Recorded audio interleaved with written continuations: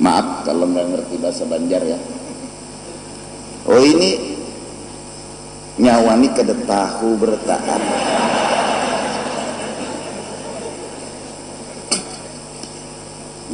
Nyawa itu kamu. Nyawa itu kamu nyawa ya. Nyawa. Munsidiminya tuh orang Banjar kata bapak.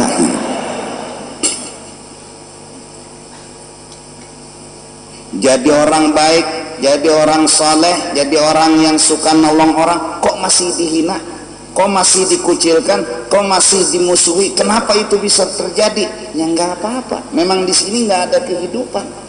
Kehidupan yang hakiki nggak ada di sini. Terus kehidupan yang hakiki yang diharap nanti di mana? Kapan? Fil akhir. Di sana nanti kehidupan yang hakiki. Setelah hari kematian datang, berlanjutlah kehidupan, dan itulah kehidupan yang hakiki. Kapan itu? Pasti. Kapan? Ya pasti. Babila? Pasti. Nak lakas ya?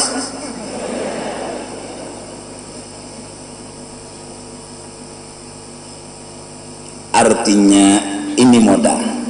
Nah jadi yang perlu itu kebaikannya, bukan kemuliaannya. Artinya kita nggak perlu bisa terbang, nggak perlu, itu bukan apa-apa. Kalau bisa terbang duluan burung. Iya, kalau mungkin diberi Tuhan kelebihan menyelam di air tanpa alat penyelam dan bisa bernapas di dalam air duluan ikan. Iya.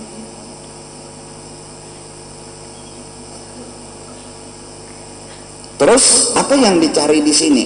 Kebaikan. Apa yang diinginkan di sini? Kebaikan. Terus gajinya kapan? Nggak perlu mengharap di sini. Nggak perlu. Bahkan kalau ada yang ditunggu-tunggu, yang diharap-harap nanti kecewa. Ujar orang na anum ini pekerjaan paling berat adalah menunggu dan menunggu. Wow. Kalau menunggu tuh berat, nunggu berat. Udah yakin kita di sini nggak perlu apa-apa. Kita di sini hanya satu yang kita pikirkan, wa ma khalaqtul jinna wal insa illa liya'budun, ibadat. Hah? Jadi kalau orang memuji ya udah terima, orang menghina ya biarin, nggak apa. Hah? Hidup penuh dengan kesenangan dunia, alhamdulillah. Hidup ya kurang daripada orang yang lebih senang daripada kita, ya nggak apa. Di sini yang dicari kebaikan, bukan yang lain dari itu. Mau kaya mau miskin nggak masalah, mau dipuji mau dihina nggak masalah. Kenapa jadi nggak masalah? Karena memang nggak perlu dipermasalahkan. Di sini yang dipermasalahkan satu, selalu berbuat baik dan selalu memberikan kebaikan. Mudah-mudahan kita semua bisa menanamkan di hati kita, apalagi umur sudah tua, bahwa aku di sini hendak mencari kebaikan dan upahnya, gajinya kena di negeri akhirat, yaitu surga dan isinya. Quran sudah bicara tentang semua itu. Dulu Quran turun di zaman Rasulullah 14.000 abad yang silam, yang belum ada alat canggih, belum ada alat yang hebat. Quran udah bicara air dengan tawar dan masinnya. Quran udah bicara lapisan tanah yang keras, lembut dan segalanya. Quran udah bicara gunung, padahal Al-Quran yang bicara air turunnya di padang pasir. Padahal Quran yang bicara air nggak pernah bercerita tentang pisang, padahal pisang nggak ada di kota padang pasir. Kenapa itu bisa diceritakan dalam Quran? Jelas yang menurunkan Quran yang jadikan alam semesta. Pasti. Setelah sekarang alat canggih didapat, ya, diperiksa, ternyata Quran isinya benar, sesuai dengan fakta dan kenyataan. Berarti yang menurunkan ini Quran, yang ceritakan alam semesta, dialah yang jadikan alam semesta. Gak mungkin orang yang bikin mobil Toyota itu nggak bisa cerita tentang mobil Toyota. Pasti spare partnya dia kenal, dari setirnya, bannya, mornya, semua pasti dia tahu. Ditulis dalam bukunya, terus dicetak, dibagi kepada yang beli mobil Toyotanya. Kenapa dia bisa bikin itu tulisan, dibukukan tulisan itu? Karena dia yang bikin. karena dia yang menjadikan, yang menciptakan. Terus kenapa orang bicara langit, bicara bumi, terus bicara bintang, bicara matahari, bicara lapisan bumi, air dan segalanya, kok bisa? Dan setelah diteliti benar, tentunya yang bercerita ini adalah orang yang jadikan alam semesta. Tentunya orang yang menciptakannya ini yang bercerita tentang semuanya. Nah, jadi pertama kita harus hendak berbuat kebaikan. Nah, terus kebaikan itu apa-apa? Ya yang jelas sholat itu kebaikan. Jadi mang anum-anuman ini sebutin aja, jangan tertinggal sembahyang, jangan tertinggal. 4 rakaat itu seapa? Coba pikirkan pakai otak, jangan pakai lintuhut. Coba 4 rakaat seapa ada waktu yang kita kosongkan sebentar. Zuhur 4, asar 4, maghrib 3, subuh 2, isya 4. Itu aja.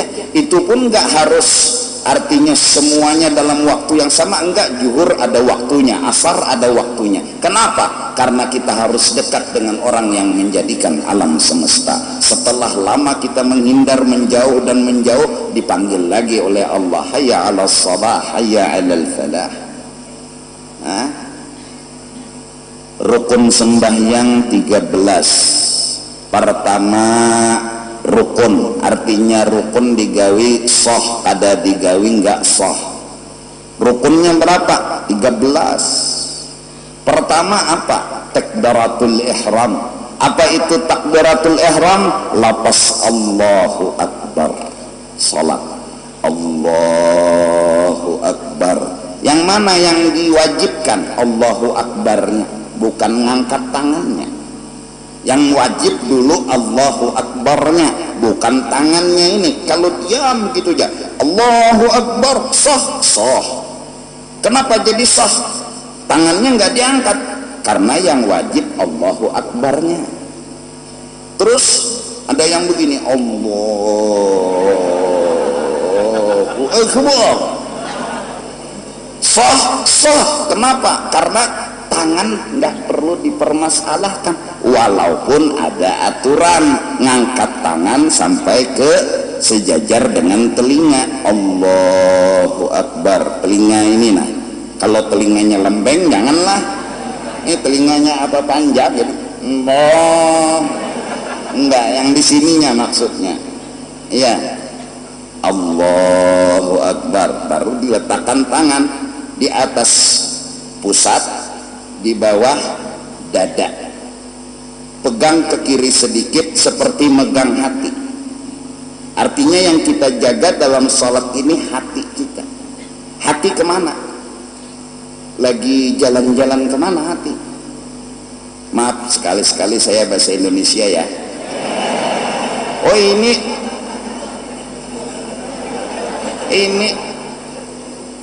ikan gak ada tahu.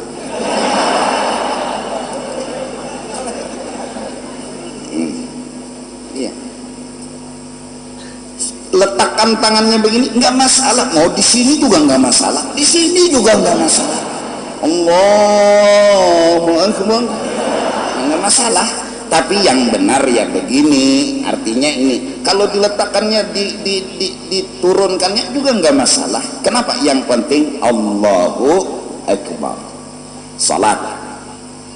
Habis itu apa? Jadi ketika Allahu Akbar, niat saya salat fardu zuhur, saya salat fardu asar, atau saya salat fardu maghrib, saya salat fardu isya, sesuai salat yang dikerjakan. Kalau zuhur yang dikerjakan, saya salat fardu zuhur. Kalau yang dikerjakan asar, saya salat fardu asar. Kalau yang dikerjakan isya, saya salat fardu isya. Kalau yang dikerjakan subuh, saya salat fardu subuh. Itu niat di dalam hati ketika Allahu Akbar. Nah, kemana nih mata? Ke tempat nanti duduk apa sujud dahi diletakkan. Jadi mata ke situ, jangan. Apalagi sholat di muka TV. Enggak, matanya harus ke tempat dahi diletakkan. Di mana dahi diletakkan nanti di situ. Kenapa jadi ke sana?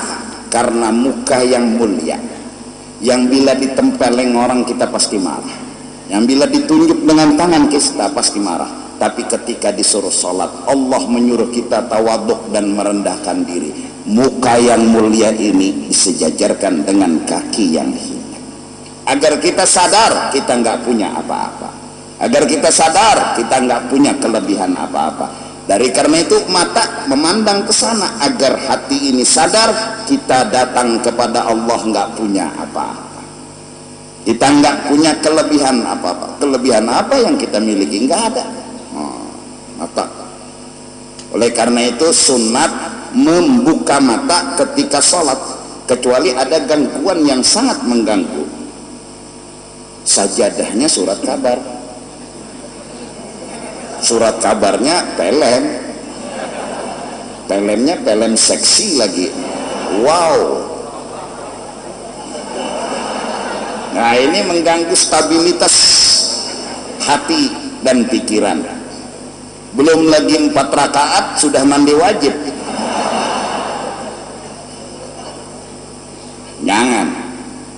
Salah kita, kenapa beli sajadah surat kabar terus gambarnya pelem lagi. Wow.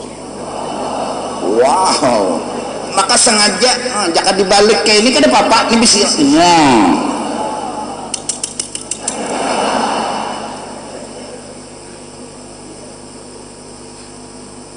Iya. Terus apa sambungannya? Baca Fatihah itu yang wajib. Bismillahirrahmanirrahim sampai waladhdallin.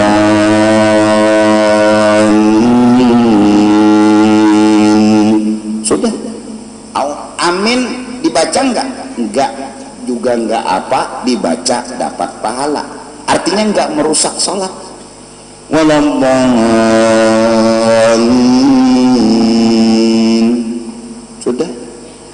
Sudah enggak amin. Nah, kalau pakai amin dapat pahala, kalau enggak Pak, enggak masalah. Ini namanya yang penting sholat. Rukuk, nah maaf, berdiri dulu. Maaf. Biar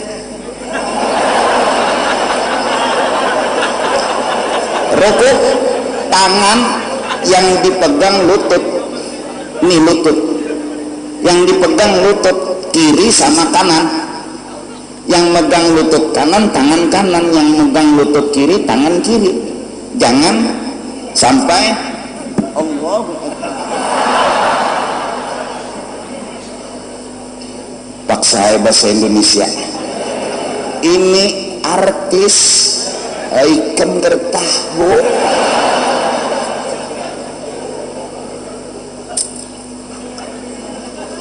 Ini artis juga.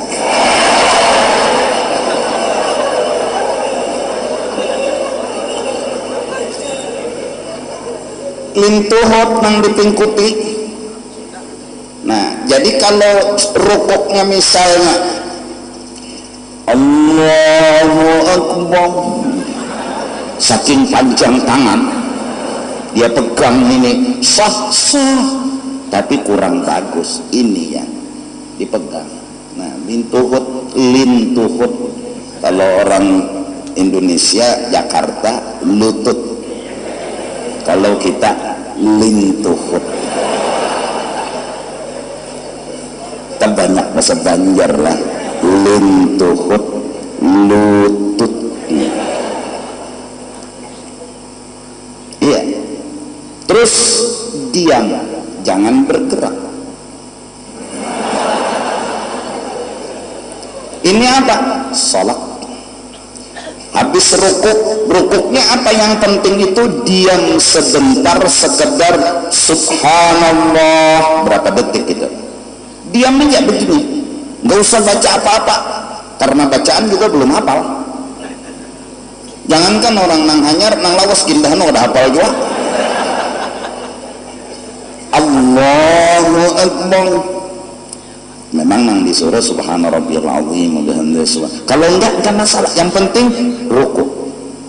Diam sebentar, sekedar sami' Allahu liman hamidah, letakkan tangannya. didiamkan. Jangan sampai sami Allahu liman hamidah.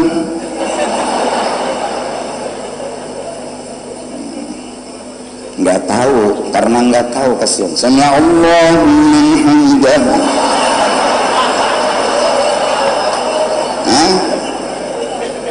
Enggak, aduh, salat apa begaro? Terus apa yang dibaca? Yang enggak ada yang diwajibkan dibaca, yang penting diam. Sekedar apa? Subhanallah. Apalagi udah baca ya Allah liman hamidah. Nah, terus sujud. I'tidal apa? Sujud, duduk antara dua sujud. Sujud ini dahi yang dikenakan, tangan, lutut, ibu jari kaki. Artinya nomor satu cukup, apalagi kelima-limanya dikenakan semuanya. Ini lututnya, tangannya, dahinya. Berarti berapa? Dahi, tangan 3, 5, 7. Ini yang diletakkan semua. Jadi kalau orang sujud, tangannya udah diletakkan, dahinya belum sujud lagi namanya. Jadi ketika 7 anggota sudah kena semua baru sujud. Terus hidung sunat, kalau nggak kena ya nggak masalah. Hidungnya lepas, kecuali yang bahaya itu hidung panjang. Paksa bola luang ngesian di pesugitan. Maaf, udah paham bahasa Banjar dikit-dikit ya? Belum? Sedikit-sedikit. Saya juga bahasa Jakarta paham sedikit-sedikit.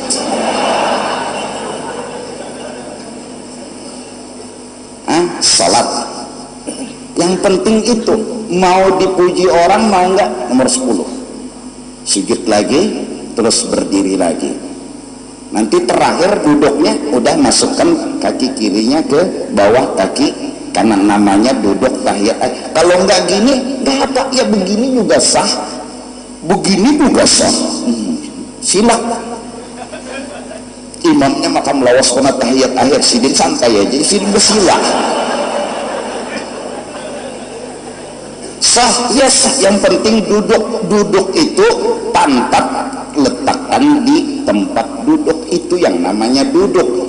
Yang wajib duduk, cara duduk memang yang bagus. Kalau salat ya begini, kalau penghabisan yang namanya sujud terakhir ya begini. Tapi kalau nggak begini ya nggak masalah, ini semua tahu. Alhamdulillah. Nah terus kita ajari, kita padahi dulu. Ini kesian kan hanya masuk Islam baru tahu Islam. Mandi wajib. Mandi wajib itu sebabnya satu, mimpi. Mimpi apa ya?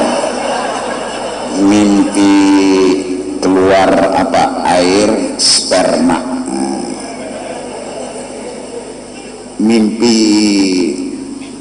bermesraan atau sampai melakukan itu hal itu,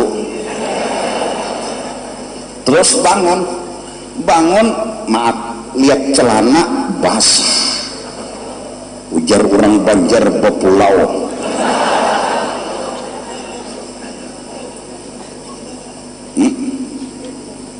Basah, wajib mandi. 2, kalau mimpi banget, mimpinya serius banget, wah, luar biasa kayak seperti kenyataan, sekali bangun gak basah, gak wajib mandi, rezeki loh. Yang wajib mandi bangun basah. Terus kalau bangun tidur lupa kapan mimpinya, basahnya iya, bepulau, bebila basahnya. Wajib mandi. 1. 2, yang wajib mandi mengeluarkan air mani di waktu bangun, ujar orang Banjar mengocok. Kalau orang Jakarta onani ya, onani. Enggak, orang Banjar mengocok. Itu bila sudah ngocok, oh, keluar air mani, wajib mandi. Sengaja lah, artinya ya maaf, dikocok, digisangakan, dipair misalnya, cara apapun, bila keluar air sperma maka wajiblah mandi. 3 yang bikin wajib mandi bersetubuh. Arti bersetubuh, bertemu 2 sunatan. Arti sunatan di sini sunatan laki-laki sama sunatan perempuan. Jadi bertemu, dia bersalaman. Nah, terus setelah kenal bersalaman, diizinkan masuk ke dalam satu gua. Masuklah ini, nah ini masuknya udah wajib mandi. Keluar sperma ataupun tidak, tetap wajib mandi bila sudah masuk. Contoh, ini hukum, saya nggak mengada-ngada. Ketika sama istri main, wah, maaf, terus ada yang teriak kebakaran, dia cabut, ini belum keluar, cabut, keluar.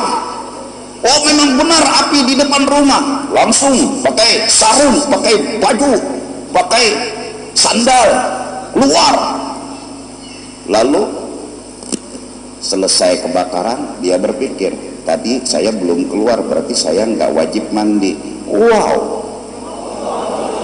pokoknya bila udah masuk, keluar nggak keluar, wajib mandi.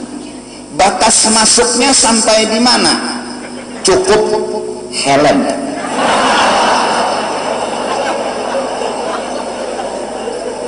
Ini hukum. Ikan ini menawarkan aja terus.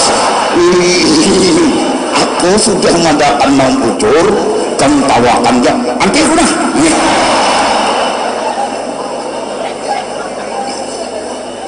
Iya. Helm juga lah. Kepalanya tuh. Jaka ada nih contoh sikong mah.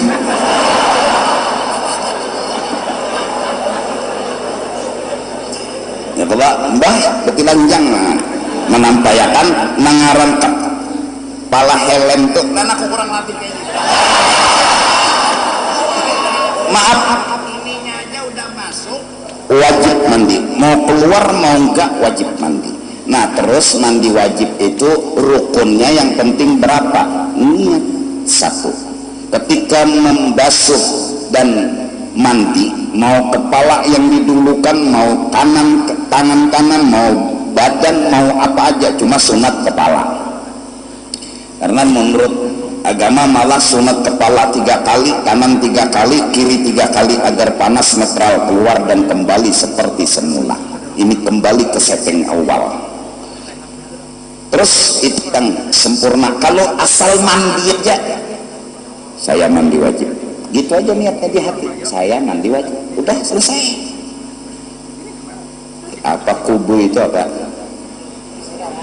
Ya, terima kasih. Siram terus, siram terus dari kepala ini. Yang penting 1 niat, 2 basah seluruh tubuh. Itu aja mandi wajib.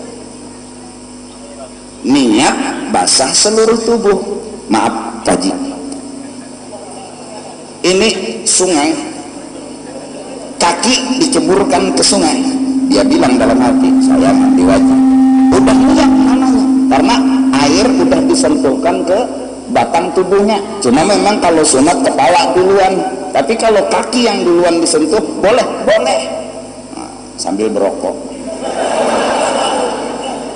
Tapi ini kakinya udah disentuh ke air, dia pura-pura kedingsir, timbul lillahi ta'ala. Yang penting niat sama basah seluruh tubuh. Itu mandi wajib. Hanya rejo guru nih bepadnya ikan dia hanya turun. Nah itu mandi wajib. Jadi terus mandi wajib apa seluruhnya harus dibasahi? Enggak. Misalnya jam 2 malam, ya kan pengantin hanyar supan non mintuha. Jadi jam 2 malam mandi kepala aja dulu. Ikas gulu sini jina.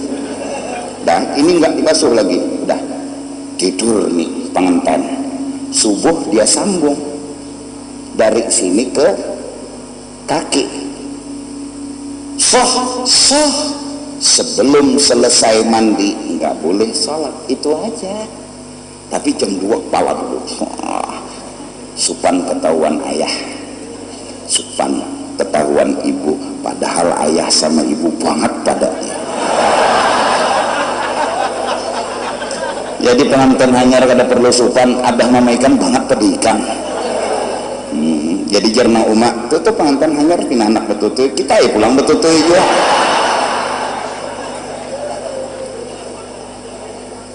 Kubui basah seluruh tubuh, kepala tadi sambung boleh, tapi kada boleh man sembayang dulu man kada tuntung.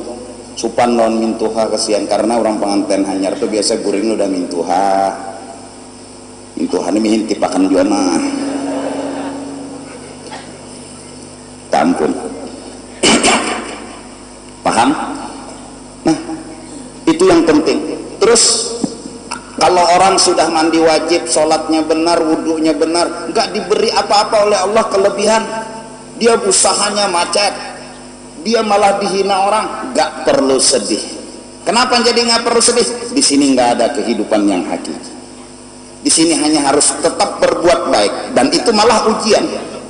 Tetap nggak berbuat baik, pasti nanti suatu saat akan ada balasan yang hakiki, yaitu negeri akhirat.